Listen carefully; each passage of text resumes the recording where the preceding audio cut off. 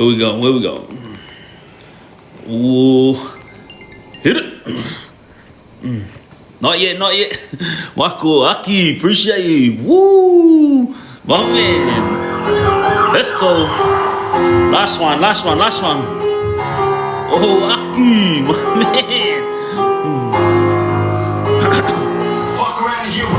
My brother, my man. Vaiusu. Good, Vaiusu, good, good. Aki, nuclear.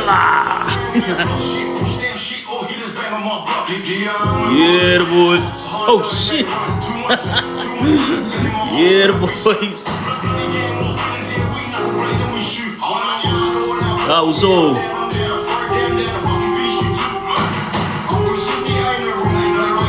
Ready to rock, ready to ride, ready to roll. Let's go, Star. Syndicate. Thank you, so appreciate you. Kai, what are you doing, brother? Oh man, Syndicate. Woo! Yeah, boys. Jamestar, Michael, the Syndicate. Young Jamestar, my man. Yeah, boys. Nuclear. Yeah. Love it. NZ, appreciate you.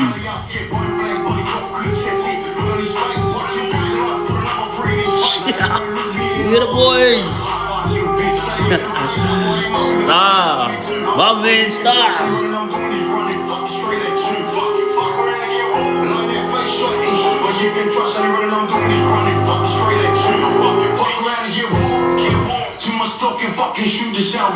Woo! Pump it up, pump it up, pump it up. Tip it up, tip it up, tip it up.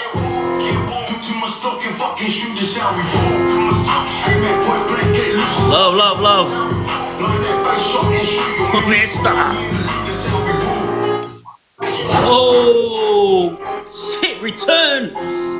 Happy Halloween, return. Yeah, boys. Alright, let's cut this off. Let's cut this off. It is what it is with Triggz. Yeah, the boys. Thank you very much for everyone who's joining me right now. It's been a hard 2 weeks. Love ya. Appreciate you. It's been a lot going on, as everybody knows. But before we get on to all of that, let me start off by giving love and respect to my sponsors, yeah? As always, they are the reason that I'm able to go live and do what I need to do.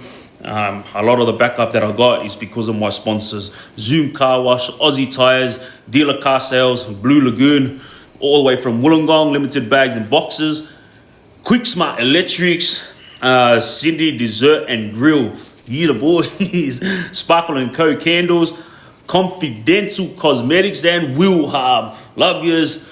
This never would have happened if it wasn't for you guys, and also big love too to my team, and especially my wife who's always at the front line making sure that I don't F this up. All right.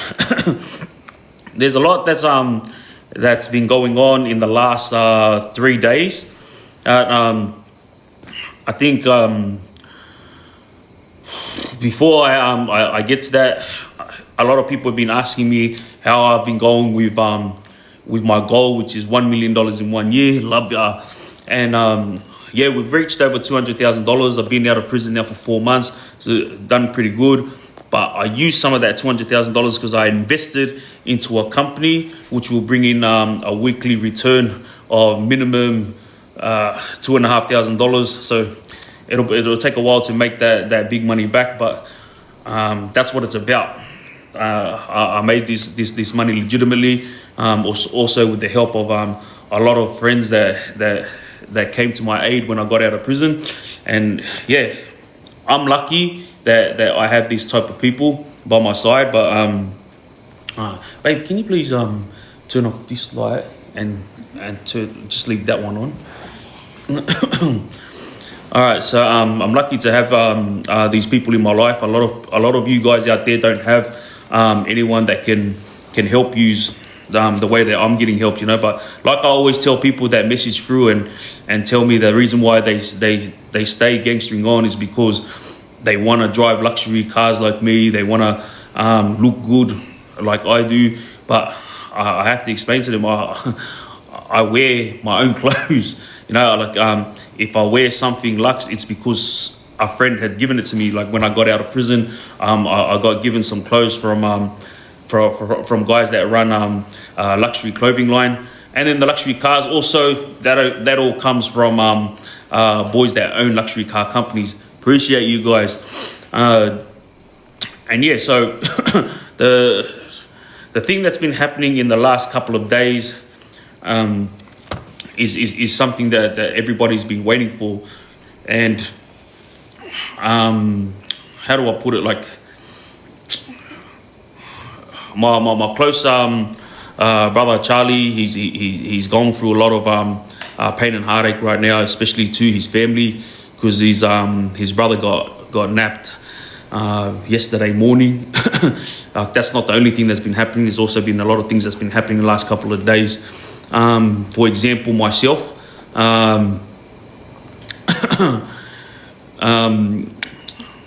police have been doing a lot of surveillance on me, and I've caught them out several times. I have no issue with them surveillancing me.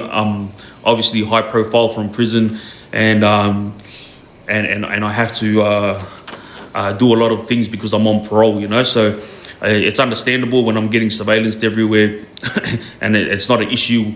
Like when I pick them out, they're in what you call cars that seem like it's the normal average Joe, And look, this is what I say to my people: if we're not doing anything wrong, we've got no problems, and that's how I feel about it. I'm not doing anything wrong, so I have no problems. They can surveillance me all day long. They can chase me down, and I'm happy to get searched wherever I am, because that's what they're allowed to do. I have an FBO order, that's a firearms prohibition order, meaning they can search me wherever the hell they want. And I can't stop it. Not even my lawyers can stop it.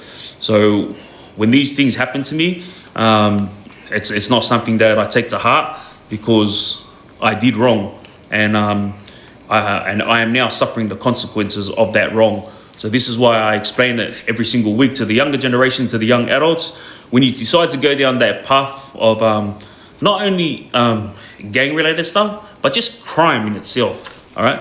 When you decide to go down that road, you have to deal with the aftermath and consequences when they come knocking at your door.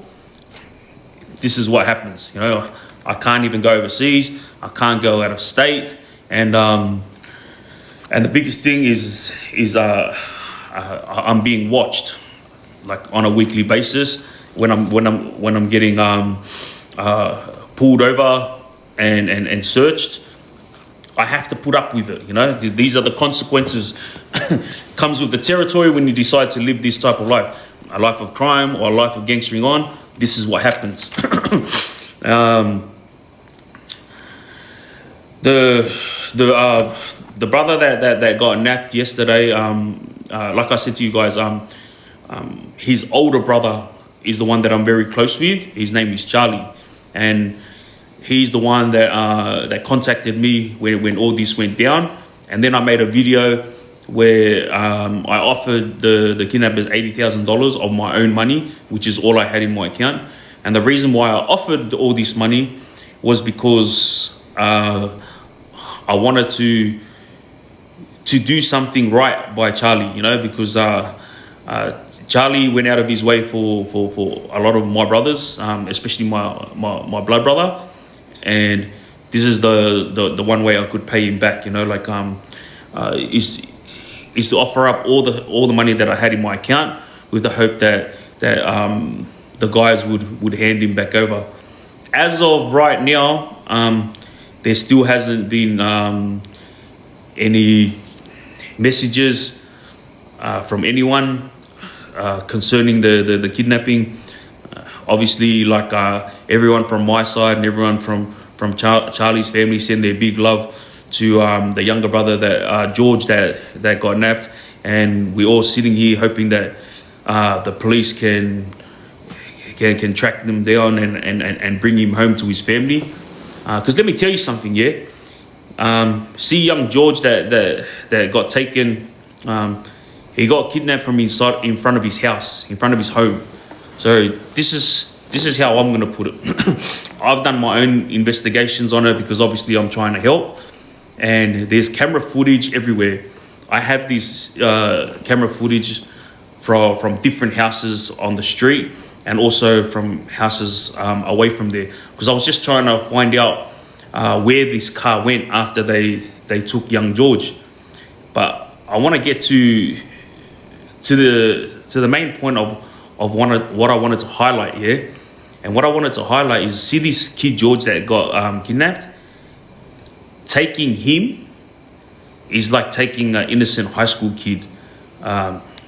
This is literally how it is. Like, he has no gang member friends. He's never been gang related himself. He's never been involved in crime or any gang related schemes. All we could think of when he got taken was that he got nabbed because they want to get money off his brother. That's appreciate you.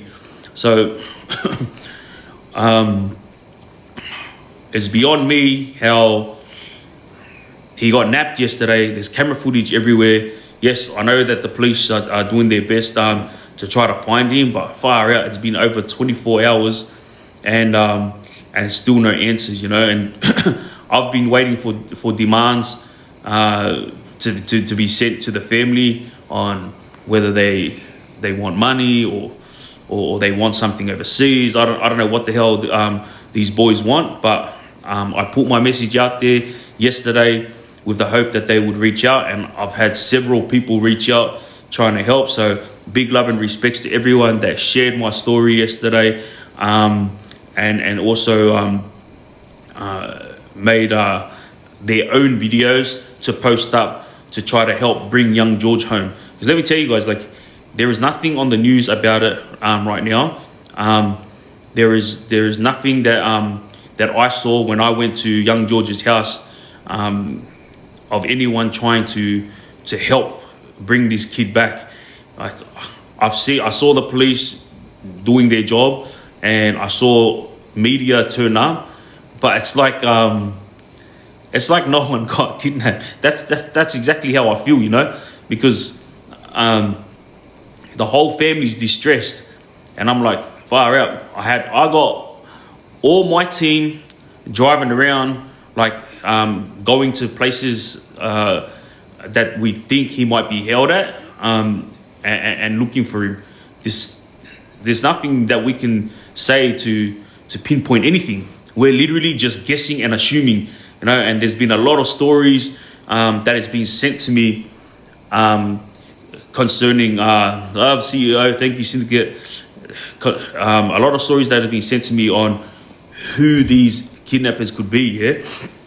And I've reached out and to many gangs in the last 24 hours, and all these gangs have pleaded not guilty, Astral, that they've got nothing to do with it. And I honestly believe that they don't, because I know all these gangs very well. I've already reached out to 12 gangs that are heavy in the underworld, and all 12 gangs said the same thing, that they got nothing to do with it, but they're more than happy to help. Why? Not because of me, but because the kid's an innocent kid.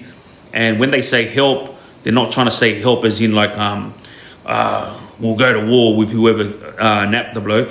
When I say help, it means like they were willing to chuck in money so that I didn't have to fork out the whole 80K. They were willing to find out who it was, and if they found out who it was, they were going to negotiate to try to find a peaceful solution to bring him home.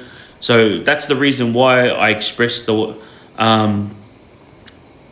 the way that I did yesterday on my video, where I said, if you guys know who I am in the gang world, then you know, like, all you got to do is let him go. Send a message to me that it was used are the guys that I have to give money to, and it's simple. I just give you the 80K, and you can go on your merry way. Like I'm not gonna try to go to war with them or anything like that. Like I said to you guys, my path to change started before I came out of prison. You know what I mean? So yeah, he's still missing, and the police are there with the family right now, and I just don't understand, because every one of you guys watch stuff like this on the news every day. Like especially here in Sydney, it's stuff like this is happening every day, yeah? But let me tell you something. There is no burnt out cars. So after the napping, there was no car burnt out from what I know. We haven't heard of any cars being burnt out. And if they were driving that one car and they switched cars, there'll be camera footage. This is the era of technology. There's cameras everywhere. You know what I mean? And especially in Sydney. So I just don't understand. Like, this should have been closed within like a matter of hours. You know what I mean? Like, you can see clearly that this kid is an innocent kid. So every cop should be like in the know. Let's get this job done, you know. But it's like the media don't care. The cops don't care. Look, I've had media reach out to me because I'm telling the story, yeah. And they asked me, "Can we help you?" And I was like, "Why are you trying to ask me for? Like, your platform is bigger than my platform. I'm just going live and making videos to send messages to this gang, hoping that they would accept my offer of $80,000, because that's all I have. If I had more, I would have offered it." And I guess if they haven't reached out yet, and there have been no demands, I don't know what else I could, what else I could figure, you know, like just put yourself in that family's shoes, you know, like imagine if it was your little brother or your little sister that got napped. Like, how would you feel? You know what I mean? Like, and if this guy, if George was gang related, like, all right, he's the one that's at fault for being involved in this type of life. I warn all the younger ones every week. You know, you get yourself involved, like, you know, that's you making your bed, you know, and then once you make your bed, as in once you enter this life, that's it. You got to sleep in it, because when the consequences come, they come, and consequences is not just justice, you know, police getting one over you and locking up. Consequences is you losing family members due to this life that you're living. Consequences is your missus having to visit you for 5 years straight, taking care of the bills, taking care of the kids while you're doing time in jail being a gangster, you know? Scorpio, I appreciate you. Like, there's many types of consequences. It's not just the consequences that the police bring, you know what I mean? When you choose to live this type of life, this is what's going to happen. But yeah, if this gang is listening right now to my live, or if your boys are watching my live, I'm just gonna ask you guys to screen record it and send it to whoever's the leader.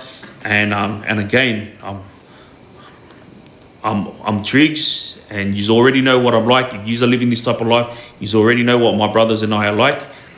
All right, just let the young brother go, and then just send me a message that it was you guys, and I'll send the money to you guys. That's not an issue at all, you know. But for everyone that's been trying to help, but you've got nothing but my love and respect.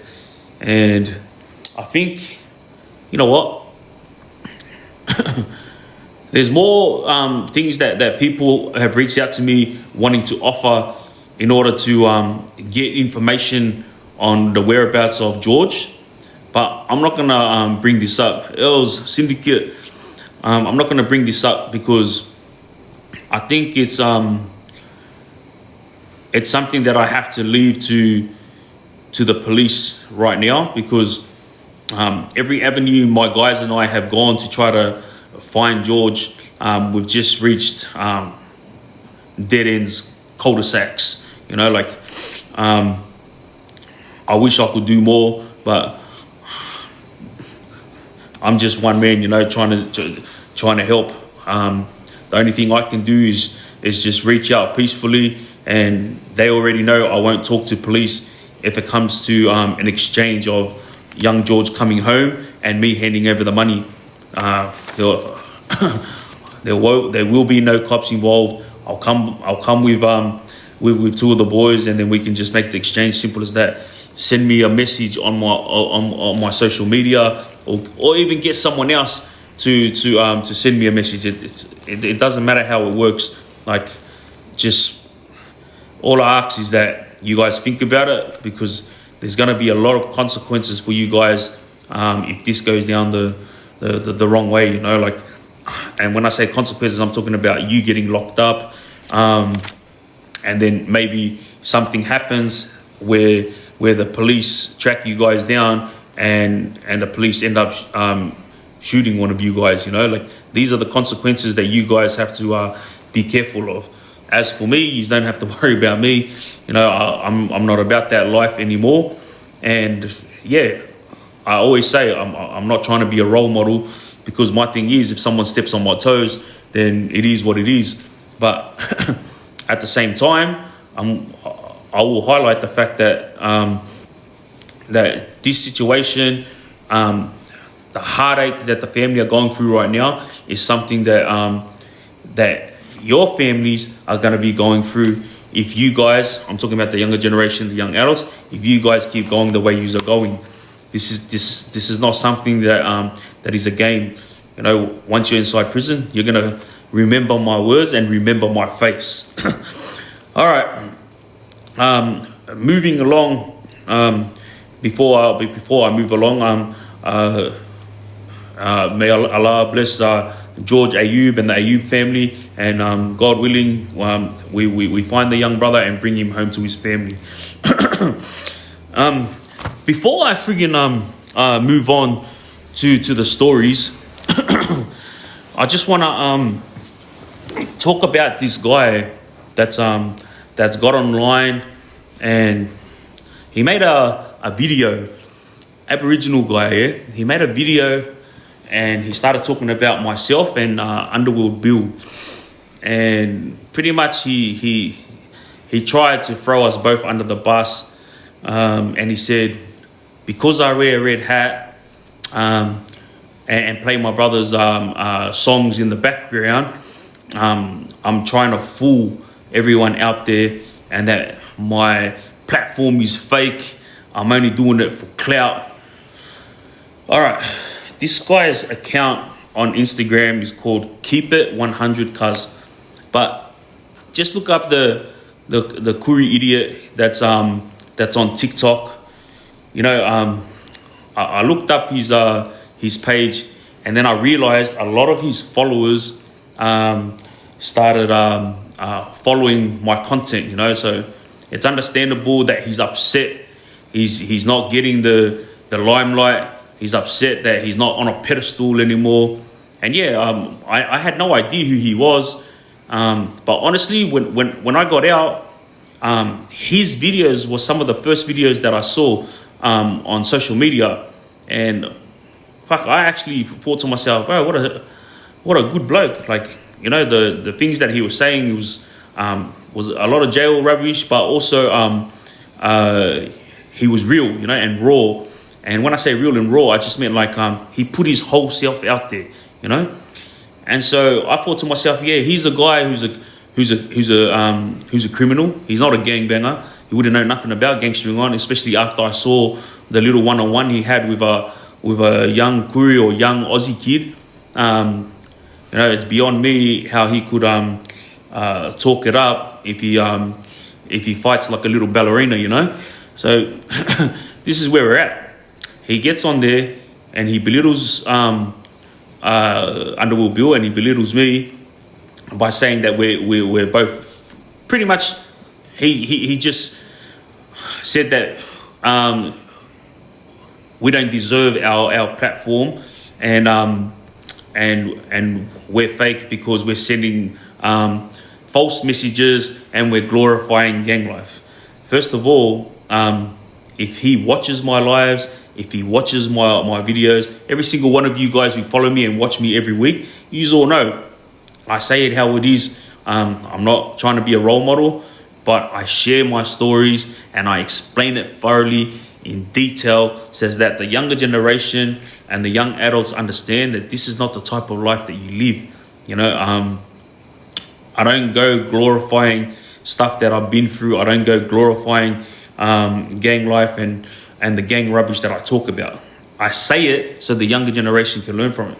Now, if you guys don't understand, when you go and sit in front of psychologists, when you guys sit in front of welfare in prison, 99% of inmates refuse to talk to them, yeah?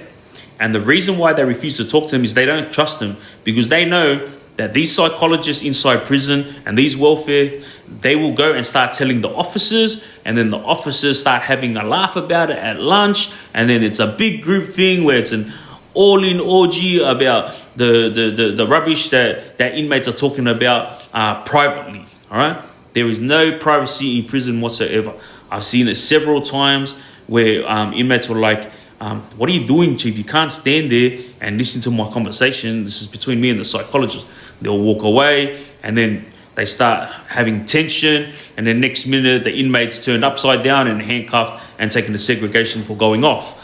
So this is the reason why I tell you, let me explain something to this Kuri idiot, yeah, that put this video up. First of all, everybody knows you're not a gangster, and you don't try to be a gangster. So, you know, that's you being real. When you said that my platform is fake and all that rubbish, yeah, obviously you don't watch my content. But let me explain something to you thoroughly. You live the life of crime, so you know the go, yeah? And when you went and highlighted to the cops and to the government and to everyone that watches your videos and your lives, when you went and highlighted that that my page was fake because I wear a red hat and I listen to and I put my brother's music in the background, and that in the real I'm doing gang related stuff, mate, get it through your head. You just went and snitched me in. Like, if I was doing those stuff, you're a dog, all right? You've gone and dogged me in to the police, knowing full well that you live the life of crime, yeah? So you know the go. And it doesn't matter if you're trying to turn your life around. You know, if you're talking about Underwood figures, which you are not, you know, you're typical country boy who just talks a lot of rubbish, yeah? Mate, you got a good thing going. I don't understand why you're hating and trying to throw myself under the bus. You know, like what you said about Underwood Bill, I don't know what Underwood Bill does. I don't really watch any of his, I don't watch his lives at all, but I watch videos that people send me of him, you know, and when you say what you say, you have to remember, mate, like everything that comes out of your friggin' mouth, it harms the person you're talking about, all right? So when I'm not doing anything and you're saying that I am, now the cops are going to come and fucking hone down on me because you went and opened your mouth like a little dog, all right? And Underwood Bill, from the videos that have been sent to me, there are several times where he has spoken about being pulled over, being harassed, things like this. And apparently he's been left alone because he's now doing a lot of good and he's succeeding in what he's doing. But you saying that about us, you have now gone and put a spotlight on both Underwood Bill and I, and now friggin' the police are gonna hone in on any activities that we are doing, whether it's legit or not. Like, they're gonna be looking at it closely because of your big dog mouth. All right, so I'm gonna put it plainly. There's you and there's another guy who's been talking a lot. And this bloke, I saw him as soon as you did your video. He said, thank God someone finally realized what I was trying to say. Now, I'm not going to give this other guy a limelight, because he's someone who reached out to me asking for help because a lot of people were talking rubbish about him, yeah? I gave him the advice that he needed. He grabbed my advice, he posted it up on his story, and he posted my name. So it clearly showed it was me that was giving him this good advice, yeah? And I don't mind. Like, if you want to use my name for clout by putting it up on your story, showing that I'm giving you brotherly advice, that's fine with me. I don't mind, you know. But then you've turned it around and tried to say these things, and now this Kuru guy is falling in line with you and saying the same things. And I just realized a couple of days ago, the reason why you are saying these things is because you two have been losing a lot of followers because of people like Underworld Bill and myself, who are trying to shine a light on all the rubbish that's going on the streets right now, you know. And no, don't get me wrong, Underworld Bill does his thing, I do my thing. We've never been in contact, so this is not me trying to say me and Underworld Bill versus the rest. No, I'm just highlighting the fact that this guy mentioned both our names. And these two guys, this Kuri bloke and this other bloke who are saying these things, the other bloke says it discreetly, the Kuri bloke just said it straight. He even put our name at the top and he wrote Underworld Bill and Triggz. And I was like, wow, this guy, like, I'm pretty sure this guy said I was at Goulburn and I was in the Kuri yard. You know, he even explained how Bloodline annihilated S2F because he was there. So for all of you people that read my threads about the gang war with S2F, for all of you people out there that heard my stories of the big brawl with OC and myself, this guy talks about it because he was there. So he knows like who's real and who's not. So it was a shock to my ears when I heard him speak like this. You know what? I'm going to keep it simple, yeah? He said he's changed his life. So when you change your life, then you're not really worried if you're going to be called a dog. Why? Because you're not a criminal anymore and you don't live that life. I'll give you guys a simple explanation. All you 9-to-5 people out there and all you kids out there, you always say the word dog this, dog that, you know, to people that you don't like, yeah? But you actually don't understand that the word dog is a word used by criminals. So you guys, when you say it to each other, it means nothing. It's just like a way of belittling each other, yeah? But when it comes to people like myself and the life that I've lived, like you get axed for saying that word, you know. It's something that I've seen many boys inside prison get abstained for. I've seen many boys outside who got ostracised because of that word. Yeah. Now, let me say something. All you younger guys out there who are doing crime, let's say you were doing crime and then your mum told on your mate because your mate was the one who come and grabbed you that night to go do an armed robbery. All right. So are you going to call your mum a dog because she told the police? I'm asking you, are you going to call your mum a dog because she told the police? Is your mum a dog for telling the police on your best mate? No, she's not. You know why? Because she doesn't live the life of crime. She ain't no gangster, you know? So if your mom is snitching, it means nothing because your mom doesn't live this life, you know? This is the same as all you other 9-to-5 guys out there who call each other a dog. You know, it means nothing to you. So who cares about the word, yeah? This word is a word used inside prison and then it got brought outside here, and then everyone just uses it freely, right? And I've always said it to the boys, like, what's called, when your parents tell on someone for hitting their car, or if your parents or your brother and sister say something, say they saw something during an assault, or maybe during a urdame, it doesn't mean they're a dog, because they don't live that life, all right? Simply, yes, they told on that person, and everyone can be as upset as they want at your parents, or as upset as they want at these people who snitch.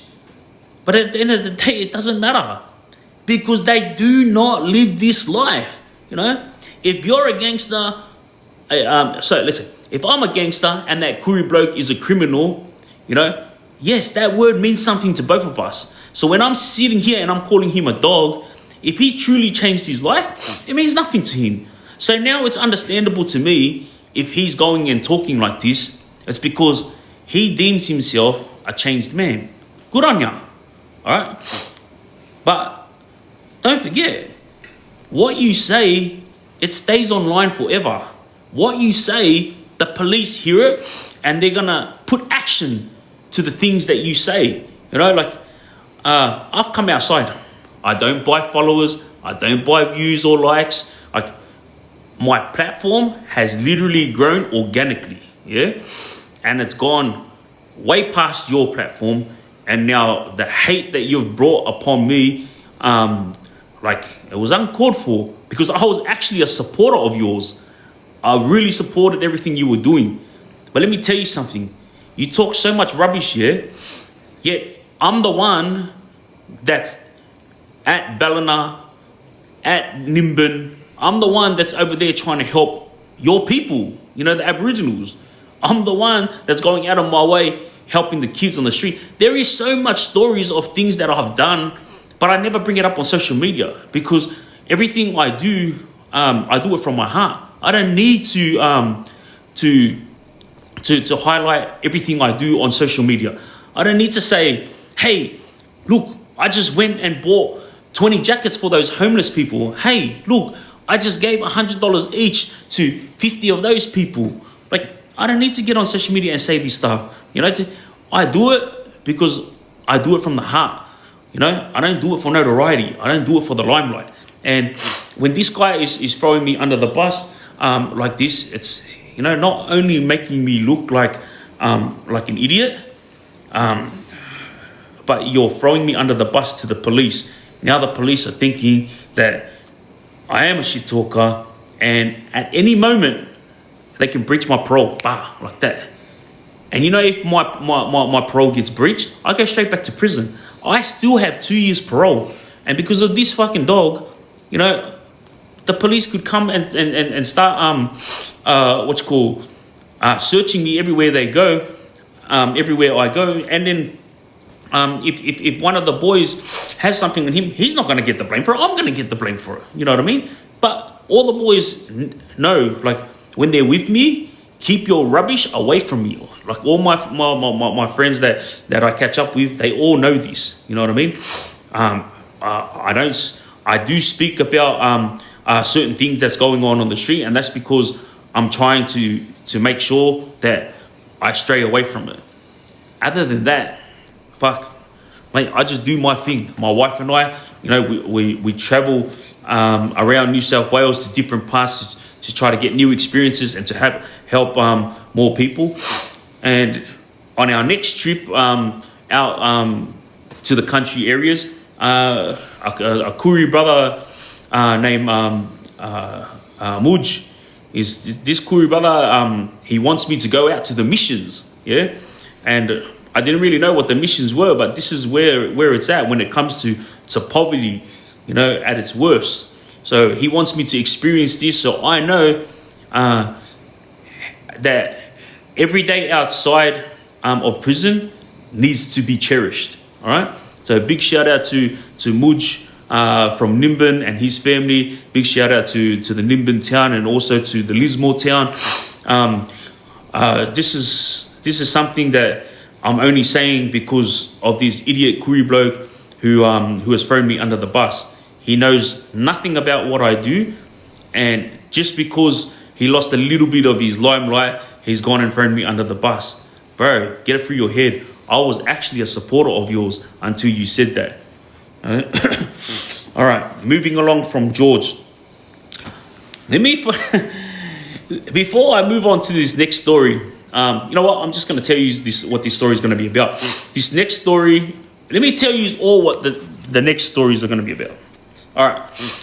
Within the next hour, I will be talking about a fight that happened in year 2000. Is when I was under 18, so I think I was 16 or 17. This is a fight between my crew and another crew in the city on New Year's 2000. So everyone that's listening right now, send messages to all your people, because I'm going to be talking about the big fight in year 2000, BNS versus NFP. Everyone's going to be like, what the F? Because these two gangs are like old as F, yeah? And I shouldn't even be highlighting these two crews, but it was something that I went through, and I'm trying to tell my story. So I thought, you know what? A lot of people asked me about it, and I had actually forgotten about this brawl, yeah? Thank you very much. And I thought to myself, you know what? Stuff it. Everyone wants to hear it. I'm going to tell it. You're going to hear it straight from me. Exactly what happened on the year 2000 brawl, BNS versus NFP. The next story after that is going to be Quami versus Abu Zar Sultani. Two boys who were in Supermax. And these are two heavy names in the underworld that went head to head in Supermax. Now, the rumors that went on about this was massive rumors, yeah? Because everyone outside knows about Abu Zar Sultani. He was the university student slash hitman, yeah? And he is one of those guys who's very smart, very calculating, and very kind-hearted gentleman, and very charitable. Like, this guy gave so much money to his people up in back in Afghanistan. You would think that he was rich, but he wasn't. Like, he was making money and looking after his people over there and looking after his people here in Sydney. Farhad Quami's got a massive name because he was one of the BFL leaders for Blacktown chapter, yeah. And like I said to all of you guys, Abu Zar Sultani, he's currently serving three life sentences. And he's still got more charges, and they still believe that he was involved in many more Erdemes, you know. I don't remember exactly how many Erdemes he's gone down for, but when I was with him, he was charged with, I think, 5 or 6. Look, like I said, when I talk to you guys, there's no script. I'm just telling you straight from memory. So if I get a few things wrong, it's because I'm just talking direct. I don't have no script. All right, so that's the second story that will be coming up, and then the final story will be about a fight that I had with a guy named Rabi Shanks. Rabi Shanks is a guy that accidentally hit a young girl, and she passed away. He hit her with his car because he was high on Ugdrays. All right. So those are the 3 stories that's coming up. So send your messages through to your people. That's what I'll be talking about. Year 2000 brawl, NFP versus BNS, Bloods Never Surrender. Farhad Quami versus Abu Zar, fight in Supermax. And myself versus Rabi Shanks in Goulburn Remand Yard. All right. Before I move on to the first story, guys, I need you guys to tap it up. All right. Remember what I said to you guys. I'm here sharing my story with the hope that the younger generation learn from it. All I need you guys is to tap it up, like, share, and subscribe. All right. help these likes get up there, because if TikTok sees that my platform is elevating, then they will share my story more to the world, you know. So that's all I ask from you guys. And there's something called Heart Me. You want to heart me, then heart me. I don't know. My people keep telling me, make sure you tell them heart me. Heart me and double tap. Help these likes, pump them up, yeah? All right. Year 2000, NFP versus Bloodline.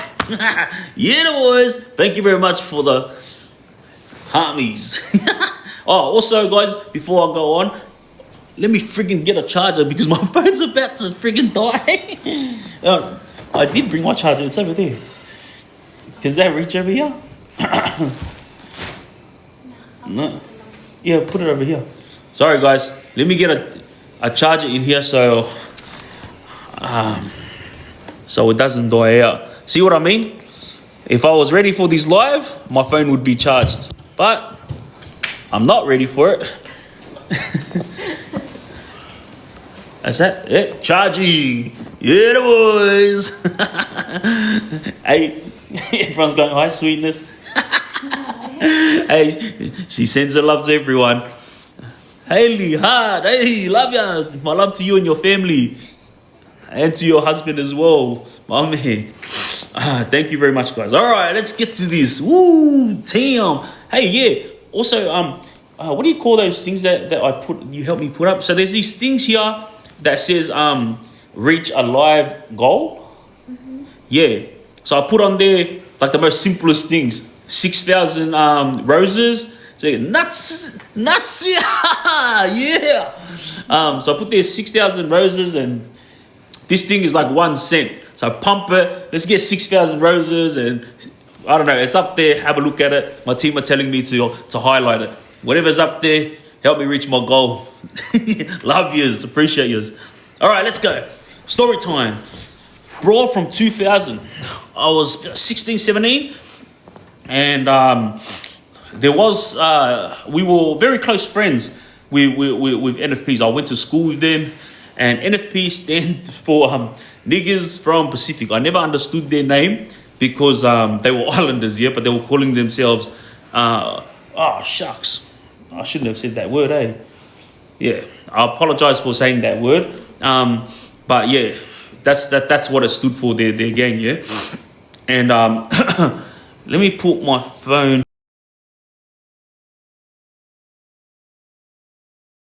Let me put my phone on.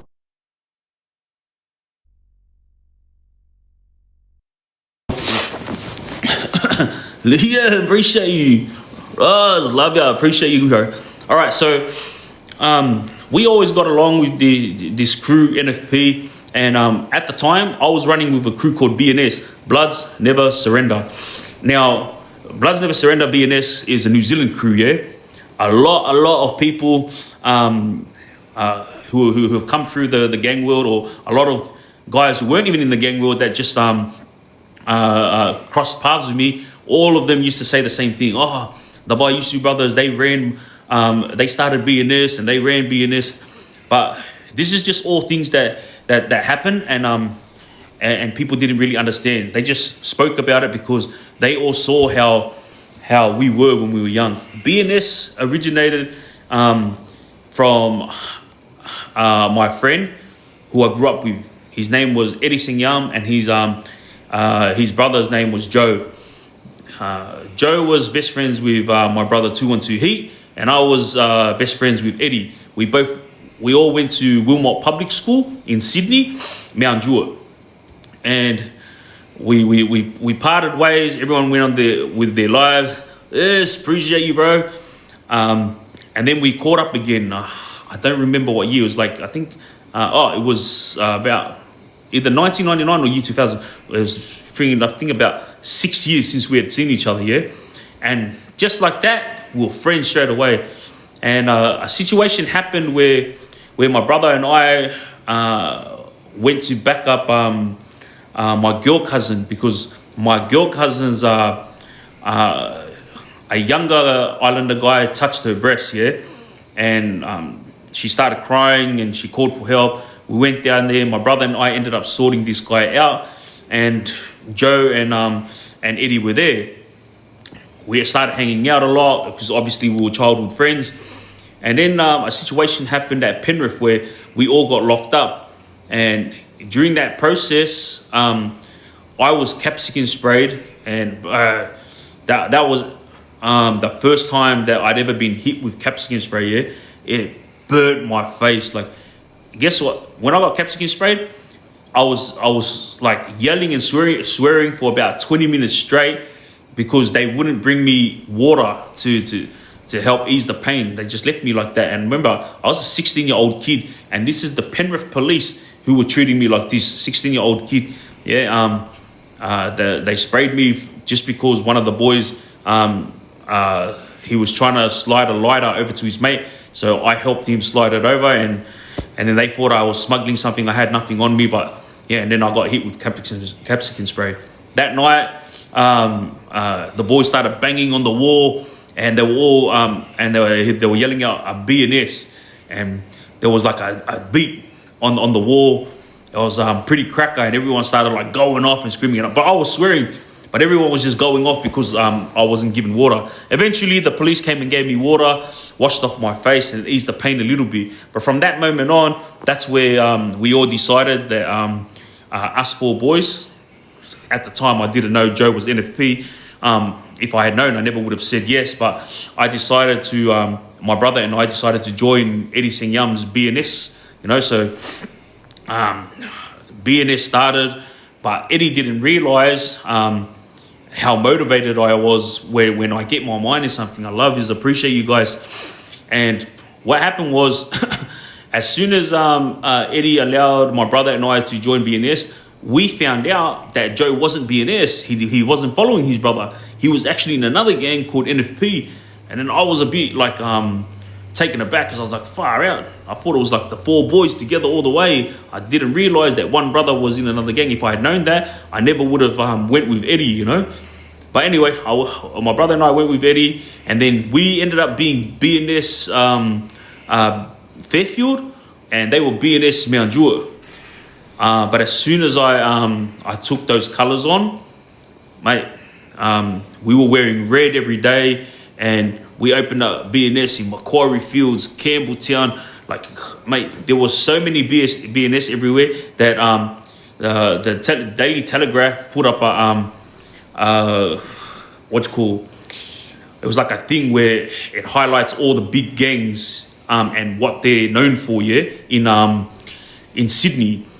Well, actually in Australia, and I was shocked because BNS was on this list. We were nobodies. We were like little itches, but it said that there is a core of 10 members and over 100 that follow. So the core of 10 is us 10 guys that stuck together. We were always getting charged for assaults and stuff like that. We were just little shits running amok, but we were all runaways. Now, fast forward to the brawl, yeah? We were going down to the city, and we had no idea what was going on. Like, we just went down there to go and enjoy New Year's. But if any of you had gone to the bloody Olympics, year 2000, that was like New Year's every single day. So from that hang on, guys, let me do this puzzle. So from that Olympics, that was like New Year's every day, BNS just became bigger and bigger and bigger, and we ended up like in pretty much every area, yeah. Even Bankstown had a BNS. Anyway, we're on our way to the city during year 2000 New Year's, and there was a lot of tension between BNS and NFP. NFP were a bit upset that a lot of their boys had started joining BNS, and a lot of their little cousins started joining BNS. But the reason why this was happening was because I was the one taking care of all the kids. So I was a kid as well, but I was like the head of the group that used to take care of the kids. I ended up having a fallout with Eddie and Joe, my brother and I. Not a fallout as in like we went to war, but a fallout as in like we parted ways because when we went against NFP, it was like we were going against Eddie's brother Joe, which we weren't. And Eddie chose to go and stand with his brother against us, but there was never any issue between his brother and us. But because he was in that gang, Eddie went and stood with that gang. So now everybody was like, Pete's the head of freaking BNS, and mate, we ran amok. Like we were known as the biggest juvenile gang in Australia. That's how big BNS got. Yeah, and and when we went to the city that night, we didn't know NFP was there. We were just going to enjoy ourselves. But as soon as we got there, long story short, NFP's, it was like a setup, because we got told that we had to go meet someone down there. Yeah, 2 girls that was with us told us, hey, we got to go down there and meet so-and-so, like the other people that we know from Macquarie Fields. And so a lot of our other BNS boys from Macquarie Fields, they were coming from a different section, and we were coming from Town Hall area. So we were all supposed to meet up, and then we were supposed to meet the other boys. And there was a lot of us. There was like, friggin', I promise you, I'm not even exaggerating, like 30 to 50 of us walking down that laneway, yeah? And when we got down there, the spot that we were told to meet these other guys was the spot that NFP were at. So it was like a setup. It's like those 2 girls had set us up by telling us to go down there. And the big tension was like everyone kept saying, oh, bro, FBNS, or let's go to war with them. Don't let them come back to Mount Druitt. But the thing is, I grew up in Mount Druitt, and so all my cousins from Mount Druitt, and a lot of people were scared of my cousins because my cousins could fight. They were all known boxers and street fighters in Mount Druitt. So that's the reason why a lot of older boys were too scared to touch me, is because of my older cousins, yeah? Now we walked down there, all of NFP were there. They were all dressed in blue. We were all dressed in red. They were Crips. We were Bloods. And as soon as we saw each other, like, I looked at them, and they were looking at us. And then I was like, what are you looking at? I'm like, what? I got the F you looking at. And in my head, we got set up because there were so many of them everywhere. There was heaps of them, And I was like, bro, what the hell? So pretty much it was even numbers. But you couldn't really tell who had the numbers because there was so much blue and so much red there. And then as I was bridging up, saying to them, what, he's got an issue? And they all stood up and walked towards us. We walked towards them. And it was just all Islander kids, yes? And like 100 kids getting ready to brawl. But as we got close to each other, like everyone was just like death staring each other, getting ready to fight. Out of nowhere, I swear, this guy, he was like probably 25 or 30 years old. He steps in the middle, in between all of us, yeah? He gets in my face and he's like, what, Ken? What, huh? What, you want to act with us? And I was thinking, bro, you're like friggin' an old man, 25, 30 years old, and you're bridging up to me. I'm like a 16-year-old kid. As he was in my face bridging up, one of my boys' older brother, Joe's older brother, stepped in front of me and then got in his face and said to me, oi, why are you trying to pick on little kids? Them two started like facing off with each other, and then the other guy, King, hit Joe's brother, and then as soon as he did that, it was on. Everyone just attacking each other. Like punches were coming from everywhere. There were so many people punching on that day, and like remember, it's New Year's, so it was packed, and it was in front of Seagull. And back then there was a under 18s club called Crush, yeah. And when the fight broke out, I probably had about 5 guys. I was just hitting, drop, and all I could hear in the back of my ear was, come on, picker, let's go, picker. And every time I look at them, they'd be jumping back and forth. But then the smallest one out of them, when I king hit one, the smallest guy out of them jumped on my back. And I was trying to get him up. I was trying to rip him off because he's like a little monkey. He just held on, yeah? And I was like, fuck, I'm going to get this kid off me because otherwise I'll get attacked. I looked across and my brother was fighting about 3 or 4 guys. They all ended up on the ground. They were wrestling on the ground. And so I was thinking, shit, I got to get to my brother and help my brother. I turned around and remember the big guy that got in my face? he was fighting 3 of my guys. So it was like 3 of my guys versus 1. Ended up 2 of my guys who was involved trying to fight him, they got dropped from that big guy, and then it was Tufi from Bankstown who was fighting the big guy. So Tufi was 16 years old, fighting like a 25-year-old. Yeah, my 2 guys who got dropped, they were punching on. Ended up inside the if you've been to the city in front of the old Seagull, there's water there. Yeah. Our guys ended up in the water, and everyone was punching on in the water. So there was fights going on in the water, fights going on the left side of Darling Harbour, fights going on the right side of Darling Harbour, and I was freaking still brawling on the other side, trying to get to my brother. Yeah. As soon as I got towards my brother, I jumped over him and the guys that he was wrestling with, and I accidentally kicked the guy in the side of the head, and he got laid out. Yeah. And when I jumped over him, I just started attacking the NFP guys that were trying to jump my brother. All right. As I started throwing punches, they're all running backwards. And remember the guy that I kicked by accident? I didn't realize he was a security guard. So he was trying to help my brother, because my brother was like, had reefed 2 of them down.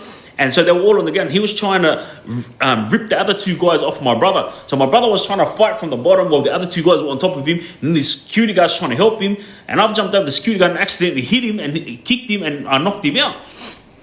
While I was freaking fighting these other guys, chasing them down, king hitting them, I kept turning around looking, and every time I hit someone, they would fall. But it wasn't because I was a good fighter. It was because when I ran at them, they weren't looking at me, so I was cheap-shotting them from the side, yeah? And then drop. And then I got king hit from the side, and I was like, as soon as I got king hit from the side, I buckled to the left, and then I looked.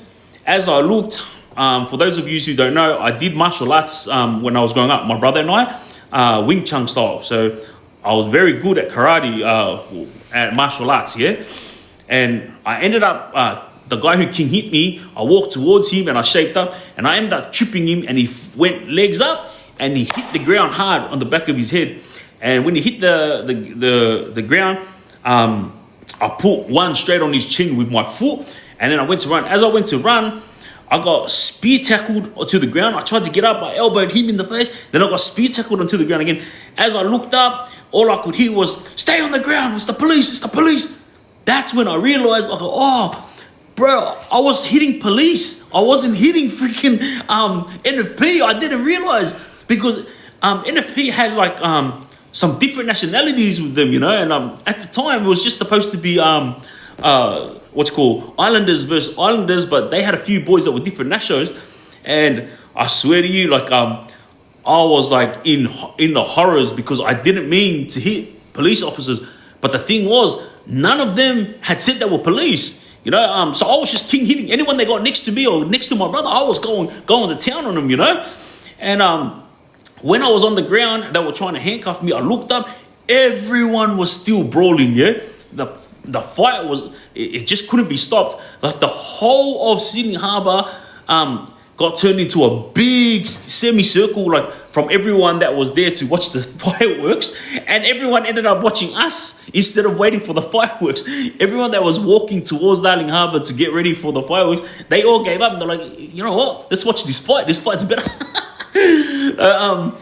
As I was handcuffed and looking up and seeing the brawl going on, somehow the Lebanese got involved. And the Lebanese started attacking the Islander boys. And I was like, well, what's going on here? They stood me up. And as they were walking me, the police were walking me, I looked. And you remember all the boys that were fighting in the water? Remember, some of them were NFP, some of them were BNS. They were all now trying to swim to get out of the water. They were freaking like drenched in, their clothes were full drenched. And as they crawled out of the water, they were all looking at each other, and they were like, couldn't be bothered fighting, because everyone was tired from fighting. I promise you, I'm not even exaggerating when I say everyone was swinging punches for a good 8 to 10 minutes. It was like swing a punch and run, swing a punch and run. The only positive thing I could say about this fight that night is not one person brought a weapon.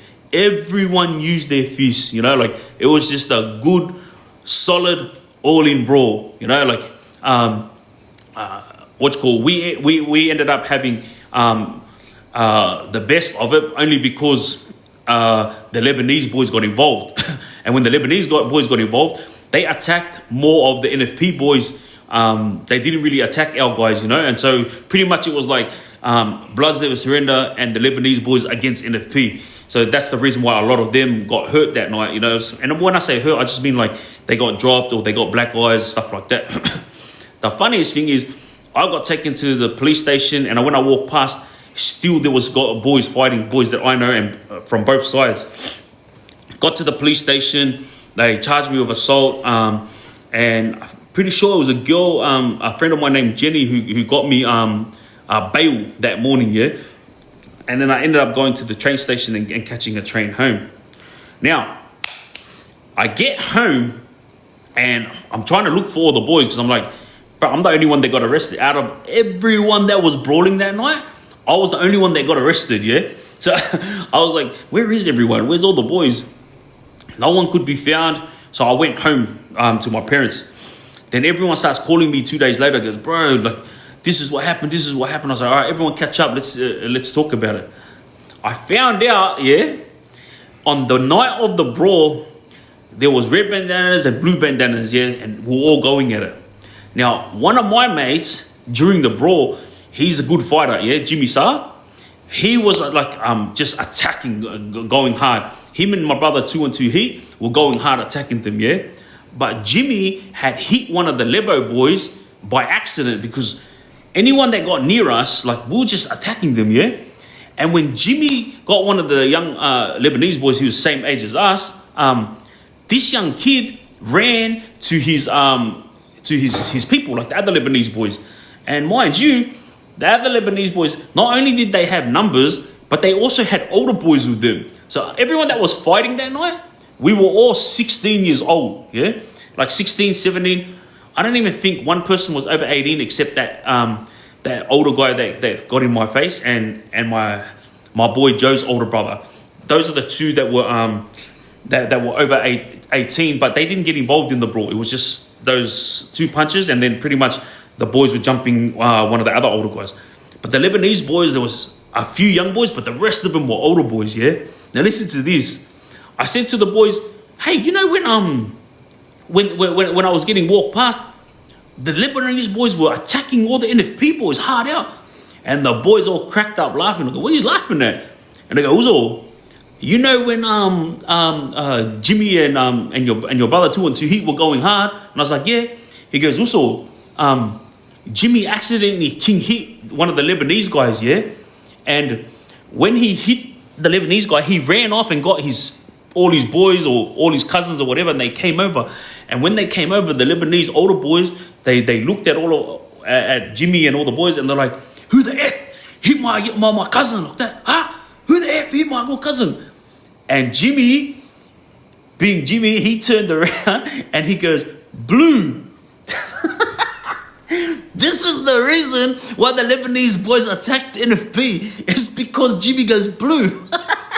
And so, Jimmy's the one that hit them. And then when they came over to see who the hell effed with their family member, Jimmy said blue. So they turned around. Poor NFP, like they were thinking that they only had to take us on, and then poor NFP was standing there like keeping their guards up against us, and then out of nowhere the Lebanese started attacking them as well, bro. And you know what? All I can say from that brawl that day is like it was honestly just a good solid brawl.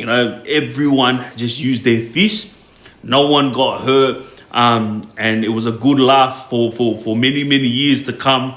And it was all shut down after that brawl. It was talked about for years, like it was some big war, but it wasn't a war. It was just little kids going at it. But yeah, it was something that has never been forgotten. Especially the boys that ended up in the water.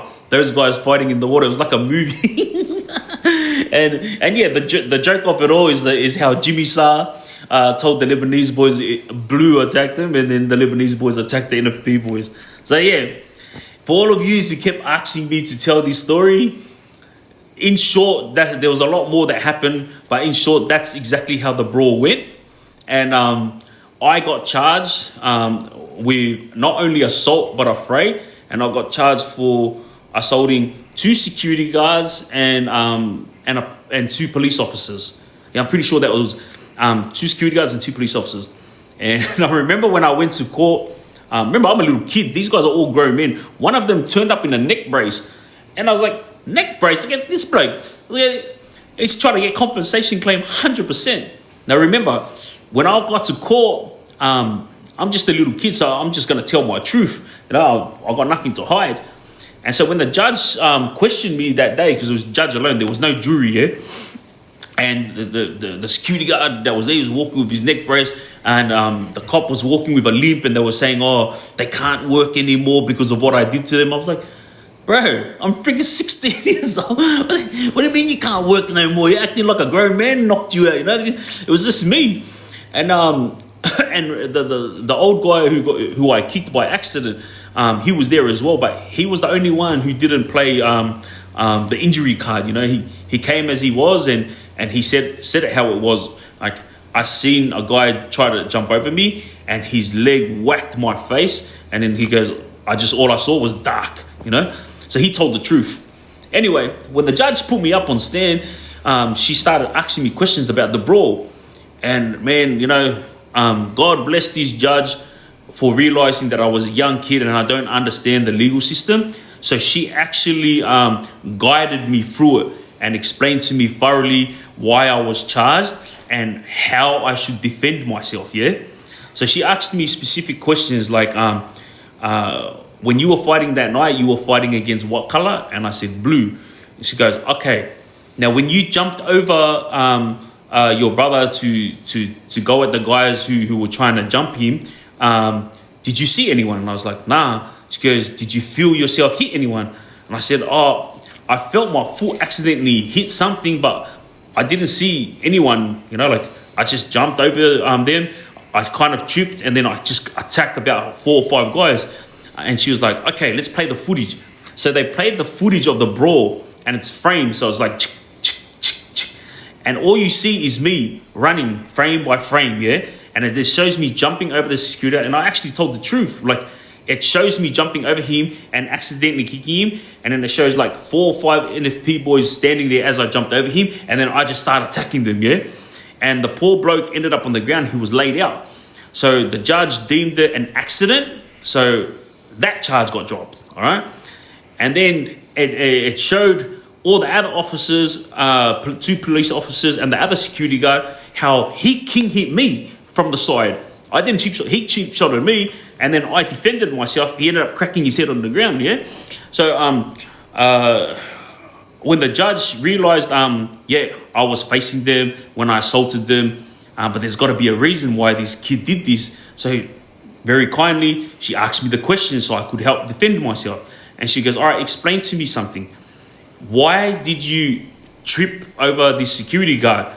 And I said, well, when he king hit me, I was dazed. So I just went at it and tripped him. I just thought he was with NFP. And she's like, all right then. So you thought he was a part of the other gang, right? And I said, yeah. He goes, did he say anything to you? And I said, no. Okay, he just king hit me from the side and I defended myself. And she was like, all right, done. She goes, let's move on to the 2 police officers. So she asked me about the 2 police officers. Why did you king hit him and why did you kick him? I explained the same thing. They attacked me and I was just defending myself. Now, she asked this question several times. I didn't understand why. Yeah? She kept asking me, did they say anything to you? And I was like, nah. She goes, did you hear anything? And I was like, nah. She goes, so basically you were just fighting to defend yourself. And I was like, yeah. And guess what this judge did? She found me not guilty, yeah, on all the charges because both security guards didn't identify themselves as security and both police officers didn't identify themselves as police when they tried to attack me. So therefore, when a brawl is breaking out and I'm heavily involved in it, like I have every right to defend myself from whoever it is. All right? Judge dropped all the charges and pretty much I went home that day. So, food for thought.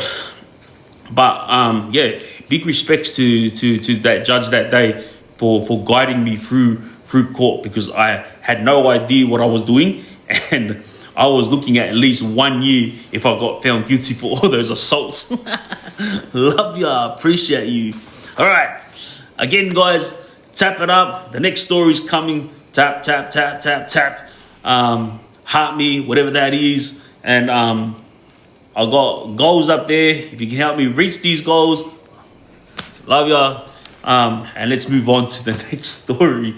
Come on, guys, tap it out, mate. Let me hit those likes. See those likes go up. All right.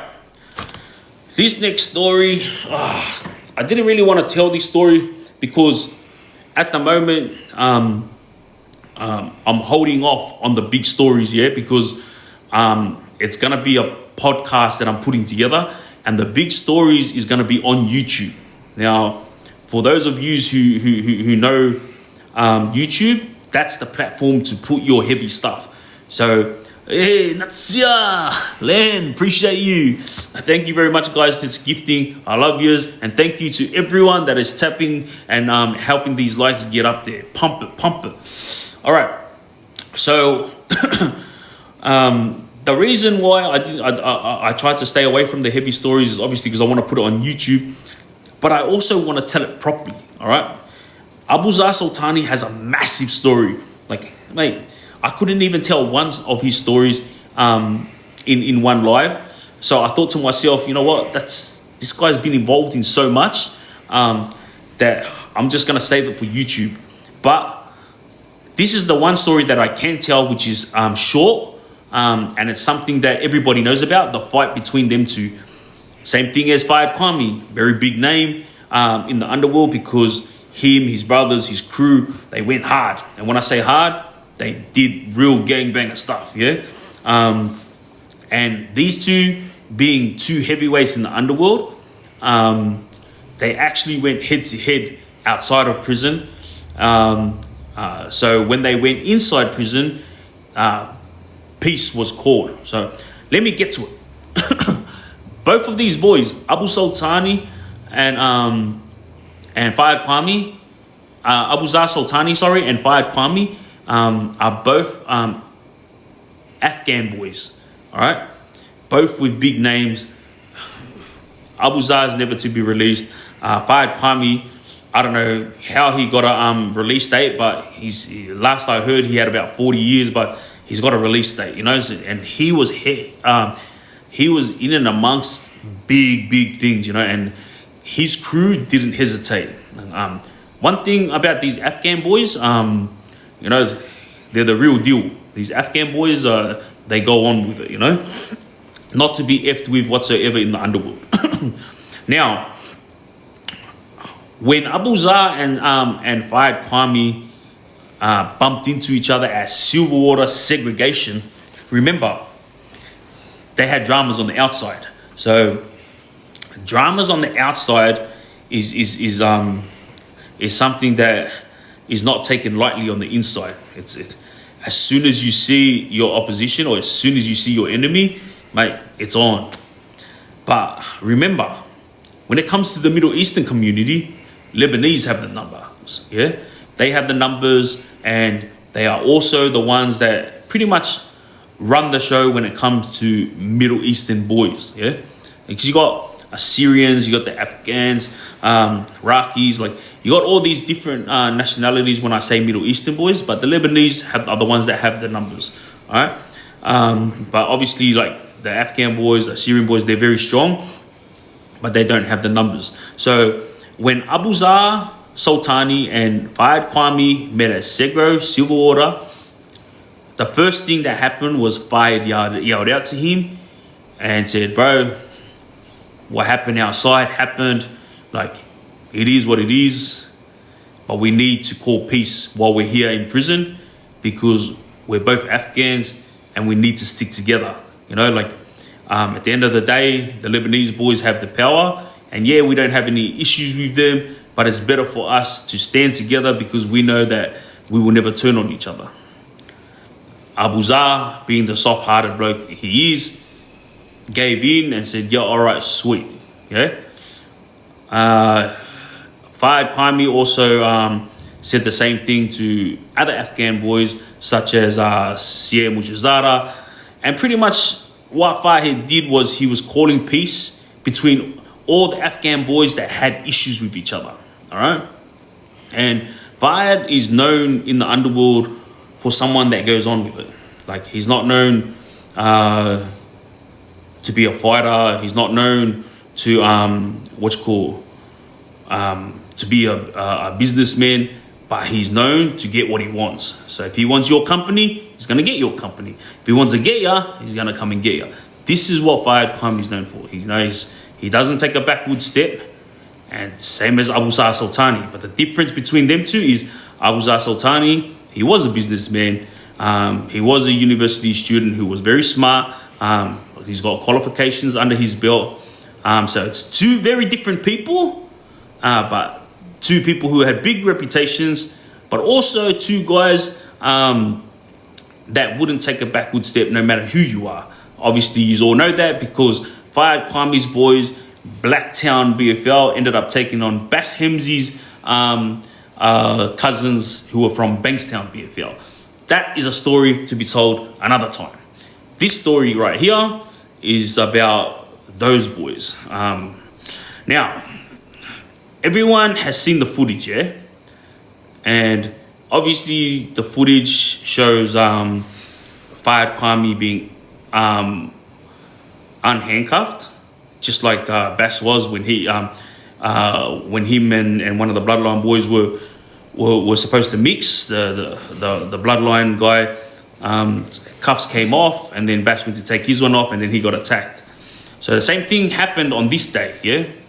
Farhad Quami's cuffs came off first, and then when Abu Zar went to get his handcuffs off, that's when the attack happened. Now let me explain something. Before I get to the fight, yeah? Let me tell you something. Big, massive rumors went on for years about this fight, yeah? Now, I was out in the main. I wasn't in Supermax at the time. Remember, I just finished 7 years of prison. For those of you who don't know, I just finished 7 years of prison. I've only been out for 4 months now. Now, Abu Zar Sultani,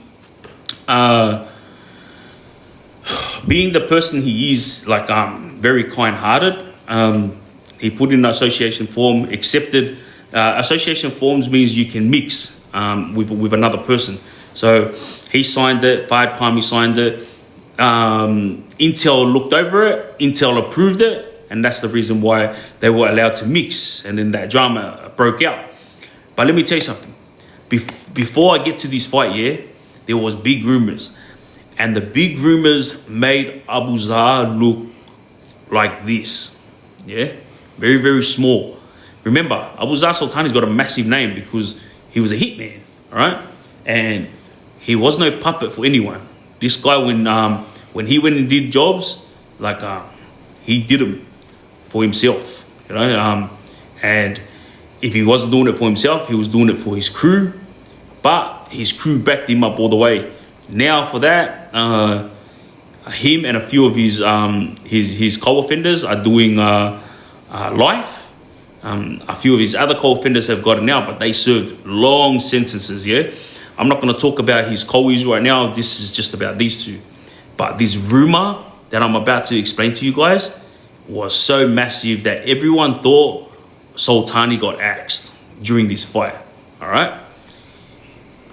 When I heard this rumor, it said that Abu Zar was handcuffed. Farhad Quami attacked him, stomped all over his head, and Abu Zar was bleeding from everywhere. This was the rumor I heard, yeah? Every prison I went to and everyone on the outside that I knew who knew Abu Zar, or what's called people that knew Abs, were all talking about the same rumor. Like, bro, this is what happened. And so I immediately assumed that's what happened, you know, like he got axed. And this is what happens. All jail rumors was all jail rubbish, you know what I mean? Like, nothing like that happened. So this is how I'm going to explain it. I'm going to explain it properly to you guys so you understand it. For years, and when I say years, for years, this drama, was happening not only between them two, but between all their boys now. Now everyone was getting involved, and everyone was looking for someone to chop. And all I knew was Farhad Quami chopped Abu Zar, simple as that. And Abu Zar had blood all over it. Yeah. Then the Screws released the footage to the media, and then the media played it for everyone to see. And wow, talk about shit talking. All those rumors that went on for all those years. And then when I saw the footage, I was like, it was like nowhere near what was said. Like, it was so stupid how I could like believe something like that. Like, I know it's prison and I know there's a lot of shit talkers, but because it was coming from other underworld heavies, I assumed it was true, because all these guys that was talking about it are all people that have big names, all people that all of you guys know. Yeah, they were talking about this as if Abs got axed, you know. And then on top of that, the fact that he was Shia, a lot of people were laughing at his expense, you know, that he got chopped. But then the footage come out. All right, let's talk about the footage. All right, Abu Zar walks over. He puts his hands through the bar. Farhad Quami puts his hands through the bar, and his cuffs get taken off. He walks backwards. Abu Zar walks over, and he goes to put his hands through the bar. And as the officer went to unlock it, Farhad Quami walks over and bang, he hit him. But what nobody saw is that he had a shiv in his hand. Yeah. Now, when I was with Abs in Supermax, he actually showed me the scar. It's right on top of his head. So that's where Farhad Quami had hit him with the shiv, right? Now, if you watch the video footage, remember guys, when I tell this story on YouTube, you're going to see the footage, you're going to see everything done properly and professionally, yeah?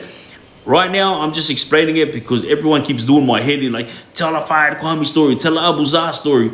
So I'm going to tell this story. Why? Because these were two guys that called peace, and then as soon as they saw each other, it was on. This is a story that the younger generation and young adults need to know about, because you all think that it's fun and games until you go head to head inside prison. Now, when Farhad Quami was going to town on Abu Zar, you see Abu Zar start throwing kicks at him, yeah? Now, what nobody knows is when Abu Zar starts throwing kicks, Farhad Quami is still abbing stay him, yeah? So he'll throw kicks and he'll keep attacking. And it was going back and forth because Abu Zar was trying to defend himself, but he was also trying to get to the officer to take his handcuffs off. So if you see in the footage, Abu Zar like runs back and tries to get his handcuffs off, and the officer was trying to quickly do it, but every time he goes to do it, Farhad Quami would run forward and try to abstain him, yeah? Now, you guys can't hear audio on that footage, all right? But everyone that was there that day, when the fight happened, they could all hear Farhad Quami saying, no kicks, no kicks, no kicks. So, this is the thing that got me. I was like, hang on a sec. Farhad's the one with the Ibshay. Abu Zar is handcuffed, trying to kick him so he could defend himself. But Farhad is saying to him, no kicks during this fight. That made me laugh, you know. I was like, what? Look, you know, he was yelling out, no kicks, no kicks. And I was like, what the hell? Anyway, to cut a long story short, the fight, when you watch it, it's on YouTube.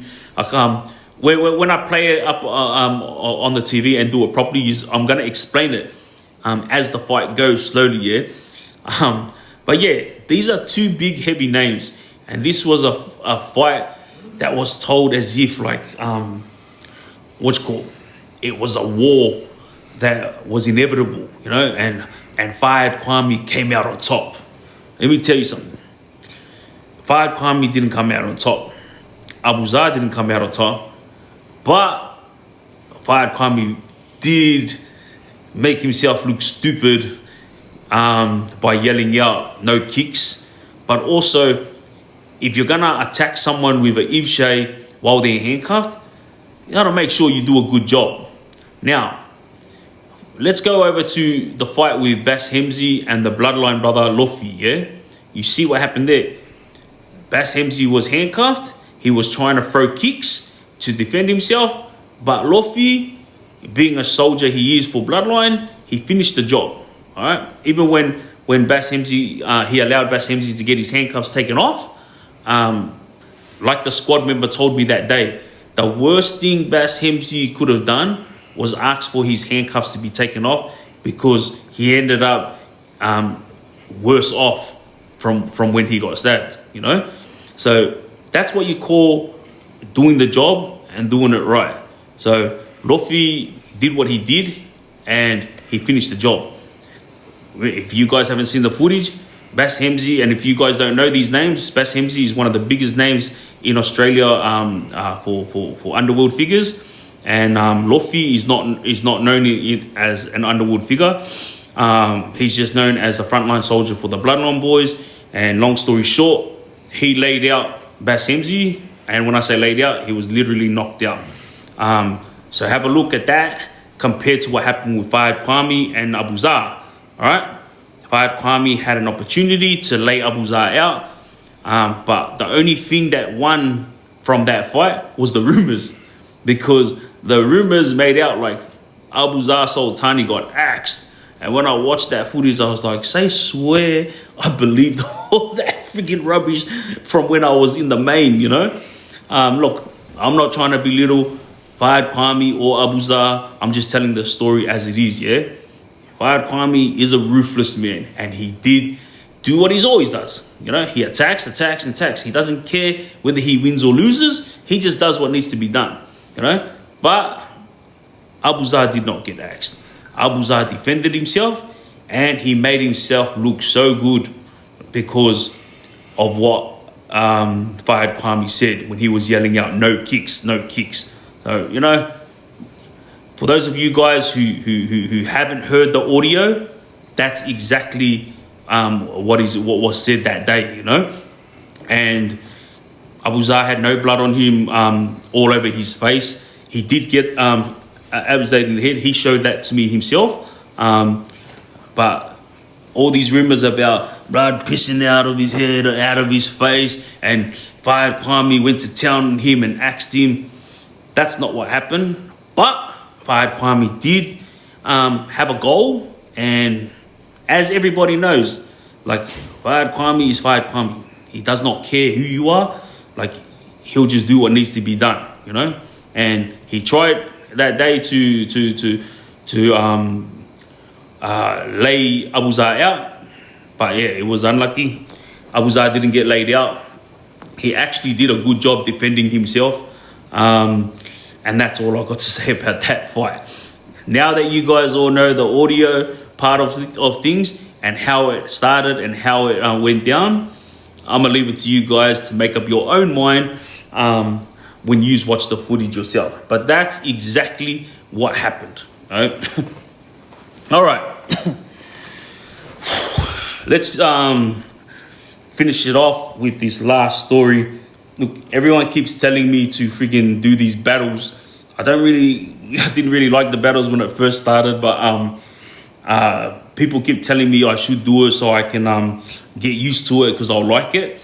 Look, I had fun doing the battles that night, but I just said to myself, bro, it has to be a one-off, bro. I can't do this freaking battle stuff. Like, I see these people battling on a daily basis, and I'm like, bro, how do you do it? Like, you know, I give props to all of them for doing it, but wow, they're ruthless, bro, doing that shit all the time. You know what I might do, but is battle for my birthday. So I'll just battle whoever on my birthday. We'll see what happens. But yeah, before I move on to the final story, again, guys, we're on 440,000 likes. Wow, I love yous and I appreciate yous. Please tap it up, help these likes get up there. Like I said to you guys, the more the likes get up there, the more TikTok will open my story out to the world. And my story needs to reach the masses so that the younger generation and young adults learn from it. And also to all the younger generation that walked over to me and asked for photos and stuff like that in the last 3 weeks. I appreciate you guys, and like I said, I'm the one that put my silly head on show on TikTok, and I'm the idiot that chose to go down this path, but I did it with the hope that the younger generation learn from it. So when people confront me, it's very embarrassing to me, but I give them what they want because I'm the fool that got on here and put myself on show. But like I said, I did it all with the hope that the younger generation learn from it. All right, come on, guys. Tap it up. Help these likes pump up. And also, I got goals there. And if you can help the goals, help me reach those goals, that'll be greatly appreciated as well. 1 cent. Yeah, boy. All right. Robbie Shanks and myself. Now, this fight, it's something that I didn't want to talk about. What's cool? Obviously, appreciate you. Thank you very much. Love you. Obviously, I didn't want to talk about this because it's something that's sorted. There's peace there now. But the only reason why I'm bringing it up is because of the consequences. A lot of you younger generations out there, love you, Emma, appreciate you. A younger generation out there, you don't understand. You know, when you guys are smoking cigarettes, drinking alcohol, taking drugs, you guys, love you, Emma, you guys are polluting yourself, with this stuff. And you're thinking, yeah, I'm just doing it because I'm having fun. It's my mate's birthday. Oh, yeah, I'm just doing it because I want to be a part of the team. I want to be a part of the hype. But you're not understanding when you're in that, when you're polluting your insides, you're going to be in a state of mind where you don't know what you're doing, yeah? And that's what happened to Robbie Shanks. So Robbie Shanks got into a car and he was, there was so much Triggz inside his system.